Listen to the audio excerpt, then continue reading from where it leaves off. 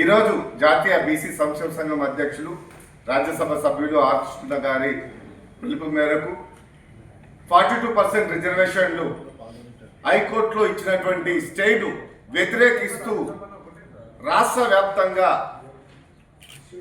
22 కుల సంఘాలు బీసీ సంఘాలు రేపు 14వ తారీఖు నాడు పూర్తి మద్దతుగా రాష్ట్ర వ్యాప్తంగా అగ్నిగుండం చేయడానికి సిద్ధమైనాయని చెప్పి ఈ రాష్ట్ర ప్రభుత్వాన్ని హెచ్చరిస్తున్నాం.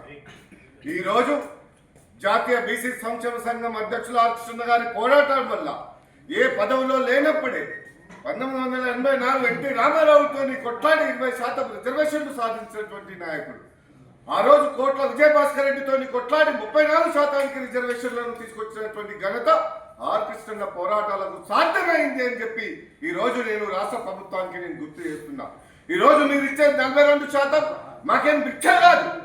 ఇలా కామారెడ్డి డిక్లరేషన్ ప్రకారంగా ఆ రోజు రాహుల్ గాంధీ గారు నేను 42% నా కాంగ్రెస్ పార్టీ తరఫు నుంచి రాజ్యాంగబద్ధమైన హోదాతో 42% రిజర్వేషన్లను కల్పిస్తున్నా అని చెప్పినారు. ఈ రోజు ముఖ్యమంత్రి గౌరవ రేవంత్ రెడ్డి గారికి నేను ఒక్కటే హెచ్చరిస్తున్నా, ముఖ్యమంత్రి హోదాలో కూర్చొని కాకమ్మ కబుర్లు చెప్పుకుంటూ తెలంగాణ రోల్ మోడల్ అని చెప్పారే, ఇదేనా హైకోర్టులో ఇచ్చినటువంటి తీర్పుకు సమాధానం ఇవ్వలేనటువంటి స్థితి మీ అడ్వకేట్లకు ఉంది అని చెప్పి నేను గుర్తు చేస్తున్నా. ఇలా అడ్వకేట్లకు ఇలా పూర్తి సమాచారం ఇవ్వకుండా ఇలా ఇలాంటి సమస్య వస్తుందని చెప్పి ఆర్ కృష్ణతో ఒక డెడికేట్ కమిషన్ వేయించాడు. హైకోర్టు ఆదేశాలతో డెడికేట్ కమిషన్ వేసిన తర్వాత కూడా ఆ రిపోర్ట్ ఎక్కడ పోయింది? ఆ రిపోర్టు హైకోర్టుకు ఎందుకు మీరు సమర్పించలేదు?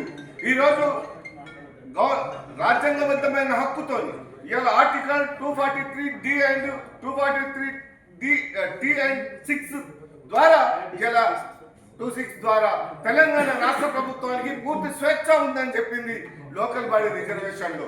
ఇలా ఉద్యోగం గురించి రాష్ట్ర ప్రభుత్వం కేంద్ర ప్రభుత్వంతో కృష్ణలో చూసుకుంటాడు, అది మీకు అవసరం లేదు. లోకల్ బాడీ విషయం మీద ఇలా 42% రిజర్వేషన్లు అని అడుగుతున్నాము. 42% రిజర్వేషన్లు మీరు ఇచ్చే పాత భిక్ష